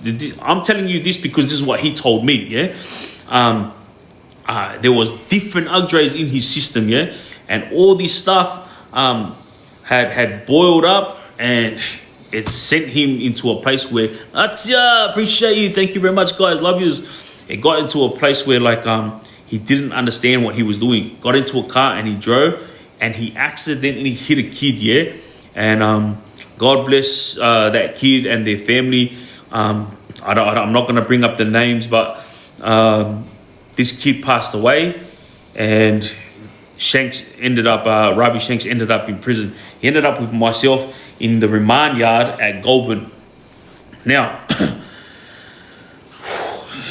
what happened was he came to the remand yard because the Muslim boys in the Muslim yard were sick and tired of him, because he takes too much Triggz, and he was putting the yard on show. Like I told you guys, in the Muslim yard at Goulburn prison, they put the religion before gang rubbish, so no one was allowed to take Triggz in the yard. No one was allowed to sell Triggz in the yard. Anything that they wanted to do, such as this, it had to be done discreetly behind boys' backs, because the main guys who were running religious stuff inside that yard, these guys were the ones that didn't allow this to happen. And if this stuff happened in the yard, they were lashed. All right. So when I say lashed, they had whatever they had in their hand. The guys had to turn their back and bah, bah. That's how it happened, Anyway, Robbie Shanks ended up in the remand yard. I didn't understand why, but I found out when he came there, he was saying to me, "But I don't know why they're trying to get me to change my life." He goes, "Bro, I listen to my family. I don't listen to them. And when I want to change my life, I'll change my life." He goes, "Far out. These guys doing my head in. I just want to do my time my own way, and they're trying to tell me how to live my life." He goes, "I don't even listen to anyone, and then these guys are trying to tell me what to do." This is what Robbie was saying when he was with me, And I didn't care. I was like, "Bro, you're here now. Kick back with us. Relax. You can do whatever you want. It's none of my business what you do, So yeah, he came into the yard, did his thing. Then he started stepping on a few toes. The Kuri boys started getting upset at him. because he was like sort of standing over other crew boys who had drugs. But the only reason why they didn't do anything to Rabi Shanks was because he ate on my table. There was a few of us. I think there was about 7 or 8 of us, and it was just all Islanders and Lebos. And we all ate together on the same table. Now, fast forward to the fight. Rabi owed me money for about a month, yeah? I kept telling him, like, where's my money? And he kept playing games.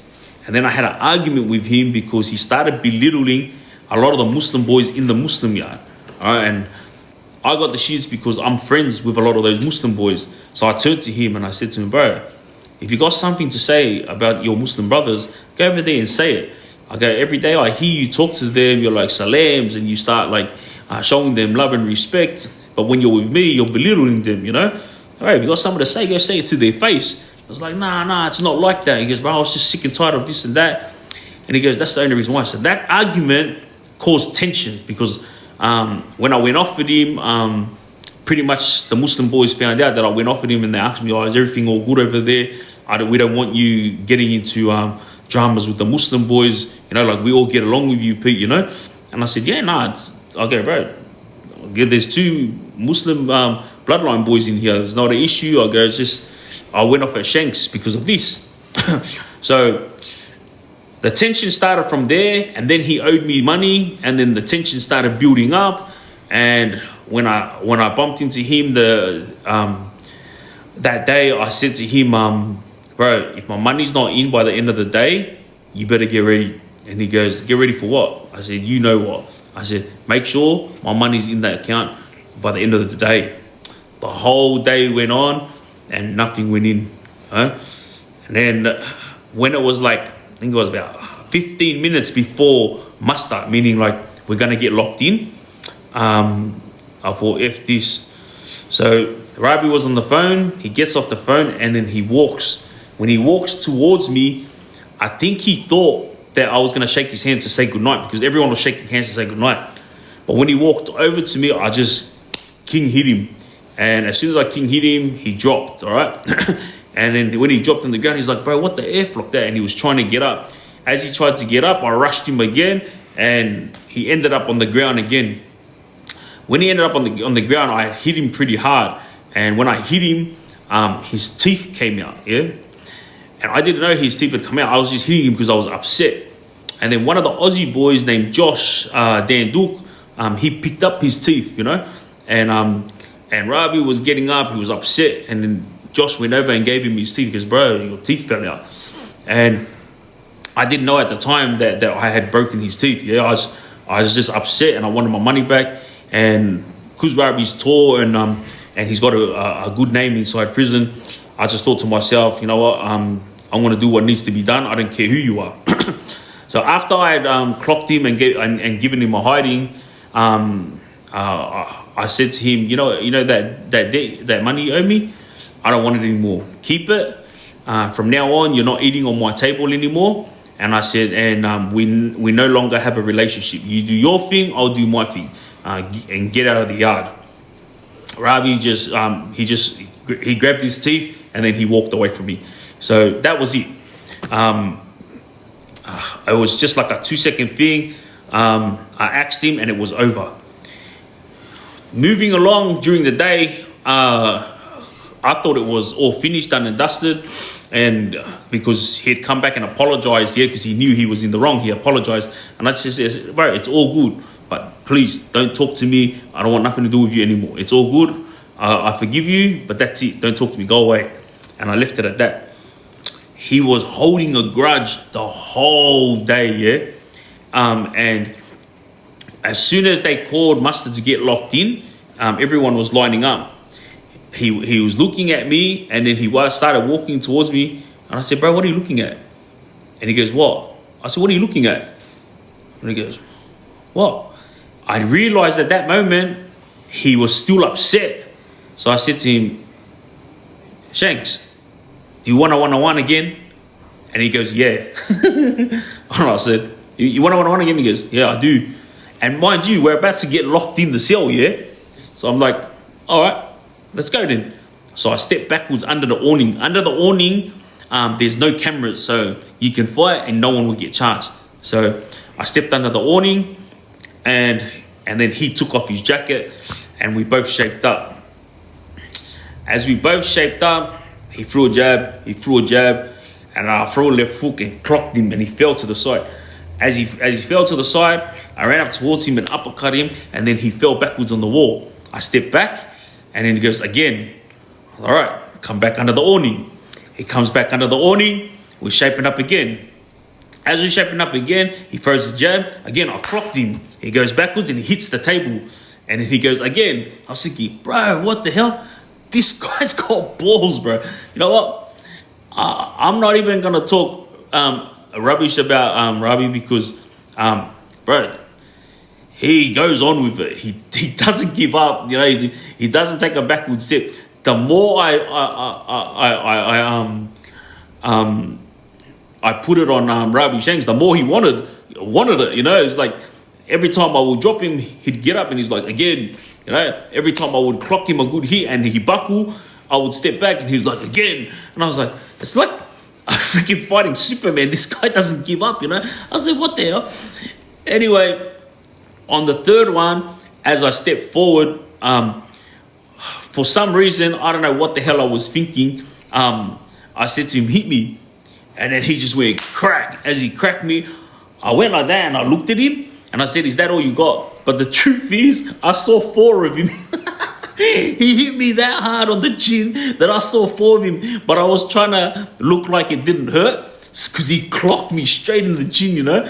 And then when I went backwards and I looked at him, I saw 4 of him. And I was like, is that all you got? I go, huh? My mom hits harder than that. And then again, I attacked him and he fell on the ground. And then I walked back. On the third time that I attacked him and he fell on the ground, I looked up and the officer who holds the firearms towards us at the end of the day to make sure that we go to our cell, he was watching the fight the whole time. The officer, but he let it go because it was a one-on-one, so he didn't really care. There was no shivs or nothing. It was just a good solid one-on-one, you know. And yeah, like I was thinking, bro, what the hell was I thinking saying to him, hit me? Who do you think you are? Freaking Terminator or something? He hit me so hard. I was like, ding, 4 people in front of me.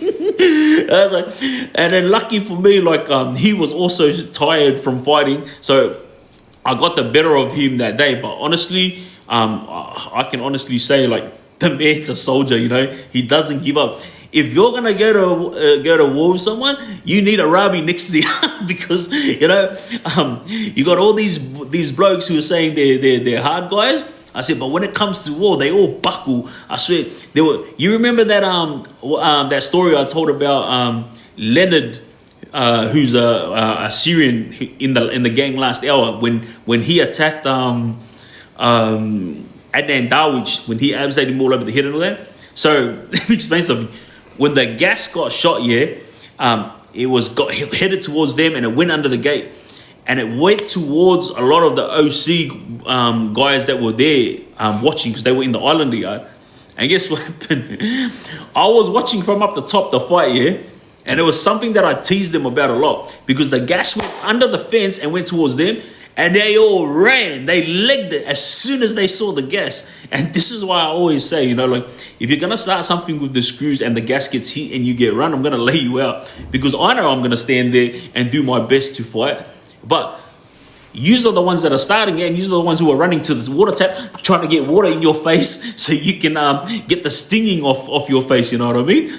And so that thing with Rabi, this bloke was like Terminator. He wouldn't give up. So I said to myself, and I said it to the boys, go, honestly, if you're gonna have a gang and you're gonna try to take over the prisons, you need a Rabi Shanks with you because this bloke, he's just cuckoo, bro. He just keeps walking forward like Terminator. The more you drop him, the more he wants it.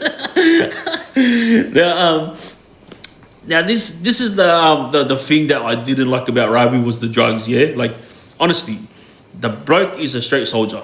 I can't take that away from him.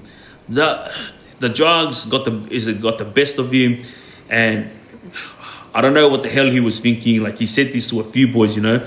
And the only reason why I'm bringing this up is because I know for a fact that if Rabi was straight, he never would have said these stupid things, yeah? So I'm going to explain this to all you younger generation and to all you young adults out there.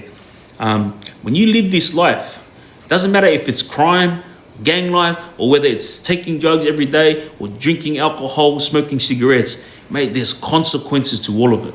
See, Rabi, all I heard was good things about him in the past. He's known as an old school ball runner, yeah? And obviously he is a ball runner. Bro, the more I dropped this, bro, the more he wanted it, you know? So, fuck, there you go. And, like I said, with Rabi, that day, I thought to myself, bro, the boys were right. This guy is, yes, he's a soldier, but he's fried. So much drugs has fried his brain, you know?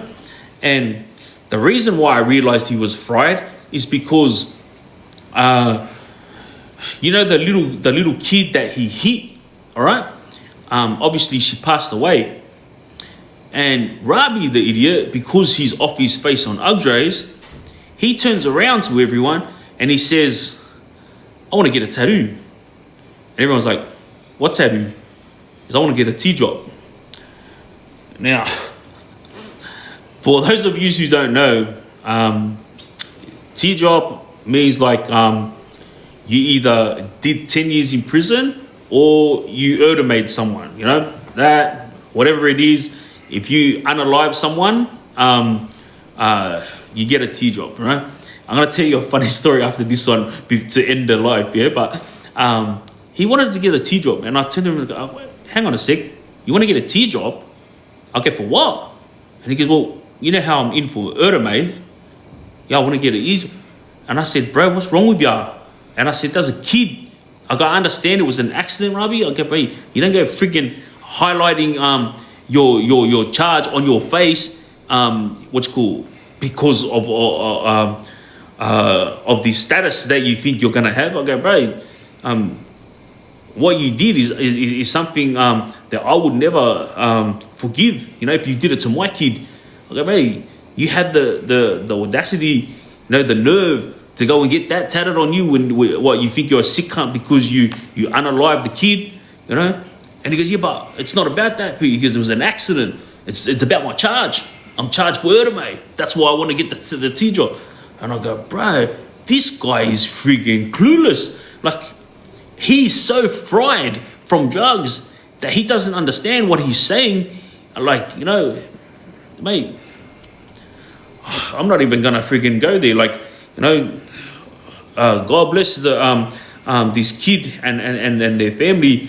Like, that, you know, hopefully they don't hear the story that I'm saying, you know, because they're going to be very upset when they hear that Rabi said this. But I just want them to understand, like, Rabi's, he's gone through his life being a drug addict because of the mental health problems he's had in the past. You know, there's a lot that built up to him being a drug addict. You know, he didn't just one day wake up and say, hey, I want to be a junkie. No, it's a lot of trauma that he's gone through, you know, to end up this way.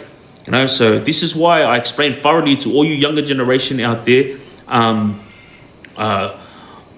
about gang life, crime life, taking drugs, drinking alcohol and all that. You know, you may think it's cool, you know, but when the consequences come knocking, you're not going to think it's cool anymore, you know. Take Rabi's story into consideration. The bloke is a known soldier for the Lebanese community, you know, like inside prison I'm talking about, yeah? And, you know, he is what everyone says he is. But because he fried his brain so much, like he's not this person that everyone makes out he is. Like he's so fried, he doesn't know what he's saying, you know? He's so fried that he attacks his own people, his own kind, you know, like he belittles them and then he goes back and he apologizes. He belittles them, he apologizes, he attacks them, he apologizes, he offers them out, he apologizes. This is what happens when you're on Ugdrays. This is why I always tell you guys, like, wow, try to stay away from drugs. Like, trust me. I've never smoked, drank alcohol, took drugs. Yeah, I've had a lot of friends come my way and try to get me on this stuff. But my thing was money. Like, I always wanted to make money. That was it, you know. I didn't have to be high or drunk to have fun. You know, so I don't understand why everyone else did. But hey, each to their own. I'm not trying to tell you what to do. I'm not trying to belittle anyone. All I'm trying to say is, remember, the consequences will come knocking.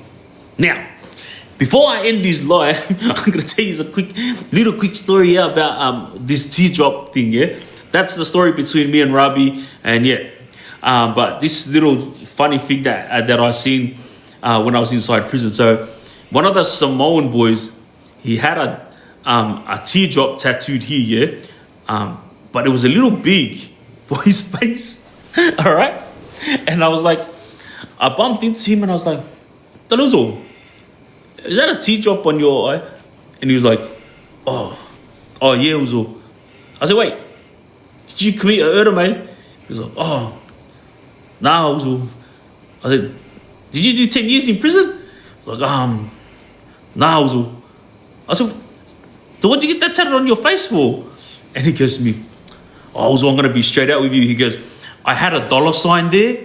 And he goes, but when it got tattooed on my face, you know, it's stuffed up. So I got him to do a teardrop. And then, I want to end my life with that funny story because I know he was lying. He went and got that intentionally. Like, he did go get that for a teardrop, yeah? But his excuse to me was he went to go get a dollar sign, and because the dollar sign stuffed up, he told the tattooist to turn it into a teardrop. Like, that's just a funny story to end this live, you know. But I don't know, like, what's the time now? 10:14. You know what? I'm gonna let it go to for a little bit longer. I'll let you guys ask me questions and that because everybody's been asking me to stay on. Let us ask questions, please. I don't want to get too much into telling stories when you ask me questions, so I can just have fun with it. But before I end all this, I'm just gonna send my big love and respects to everyone that was tapping it up. I'm gonna stay on live just to answer a few questions and that, maybe until 10:30 or 11. Depends on how I'm feeling. But yeah, thank you to everyone that was tapping it up. Thank you to everyone that's been trying to help me fulfill my goals, my cheap ass goals, and also big love and respects to everyone that was sending gifts through. Honestly, I really appreciate it. And before I end this live, I'm gonna go back to the brother George that's still missing because of the kidnapping yesterday. May God bless you and your family always, and God willing that you get you get home safely. No one has forgotten you. Everyone is still searching. And also to the gang that has got him, like I said, please don't hesitate to reach out to me. You know, I'm not going to go to the cops about anything. We can keep this in-house. I'll get you your money. And all I want is for young George to be handed over to his family. But like I said, all I've got is $80,000. And I'm more than happy to let you guys have this money. Now, let's go. Let's friggin' kick back, have some fun, and answer some friggin' questions. Yeah, Reynold Glover's story is coming up very soon. Also, can you get me a water from the fridge, please? It took you so long, bro. Lebo Christian Trump. You know, okay. But so much. Yeah, merch is coming soon. Yeah, thank you very much, Uzo. Yes, I did see. Thank you very much. Appreciate you. Yes, I did see Montana's footage. Sorry, his video that he released. And like I said to everyone that reached out to me, I'm not going to talk about him or Underworld Bill's situation again. Like I said, I told my story that day because I was trying to back up Underworld Bill, because for those who didn't know, he almost lost his life for his people, for the Lebanese people, yeah? And same as Montana, he could have lost his life for the Islanders. He went hard, Underworld Bill went hard. You know, you can't win them all. You lose the fight eventually. You And like I said to Montana when I went live last week, I explained to him thoroughly who I was and where I was, and he's comes to the terms that he did see two boys that was in the cage were standing there. Yeah, obviously that was me. So obviously I seen what I seen. But as for me and him knowing each other, we don't know each other whatsoever. I've never said I've known him, and all this rubbish that he was saying about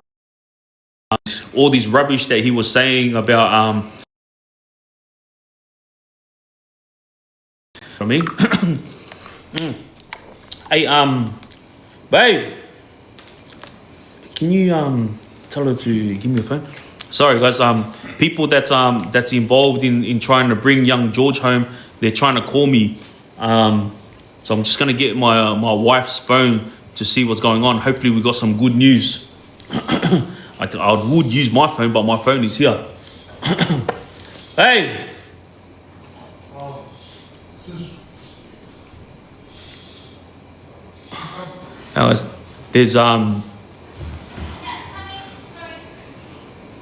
There's a lot of people that's been helping me, a lot of gangs that's been helping me trying to find a peaceful solution so we can get George back. And in the last 2 minutes, I've been having several phone calls come in, and it's from different boys that have been trying to help get him back. So hopefully we got some good news about getting George back.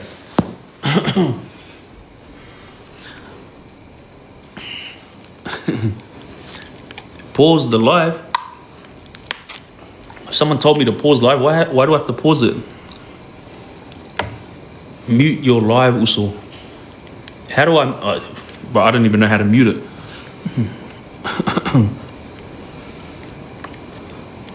Low Palmer. Yeah, of course. The live is glitching. Oh, really? Uzo, how do I mute the live? They're telling me to mute. Do you know how to mute the live? Or you don't know?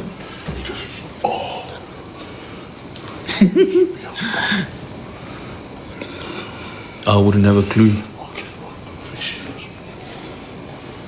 I think my wife just got out of the shower. One sec. Mute. Can someone tell me how to mute the live? No glitching anymore? Yeah? All good? It's not glitching now. Okay, cool. Thank you, guys. Thank you.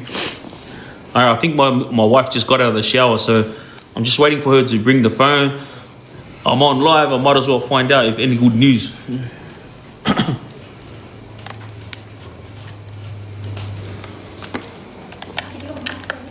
Yeah.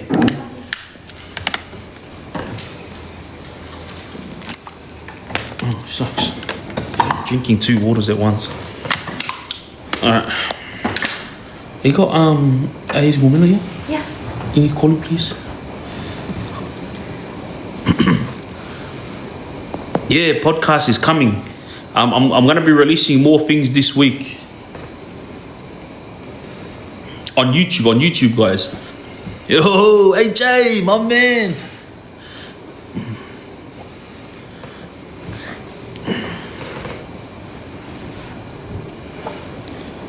Uzo, you called me? Yeah. Any good news?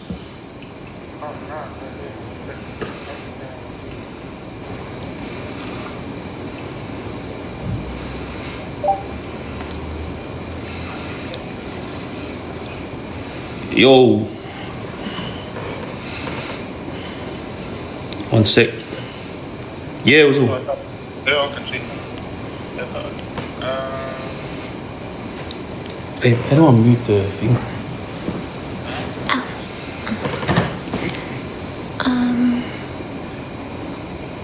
Put it where you can hear the code.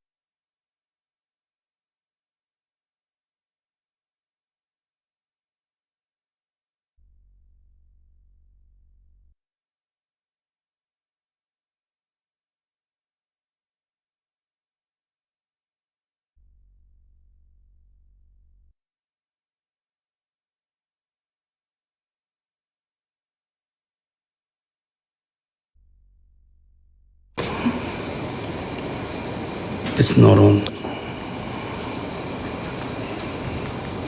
Babe? Oh, yeah? Am I on? Oh, far out. Alright. I gotta go find out what's going on. People have made contact. There's still no demands, but just people fucking saying what they know and how they can help sort it peacefully. Like I said, I don't want nothing to do with this because I don't want to be involved. But my thing is, with the family, I'm just helping them get through it, you know, because I've lived this life and I've been there. I love you and I appreciate it. But yeah, I'm just hoping that that these guys are watching and they know that it's me and I'm the one that they can deal with, who won't go to police, who will just sort it out peacefully. You know, I have this money that I'm happy to hand over, and for the people that reached out tonight, hopefully they can sort this out for us. So I'm gonna jet off to go see these people. It is what it is with Triggz. I love yous. Thank you very much for joining me, and I'll keep yous all updated tomorrow. And everybody pray for this family. Hopefully get a good solution.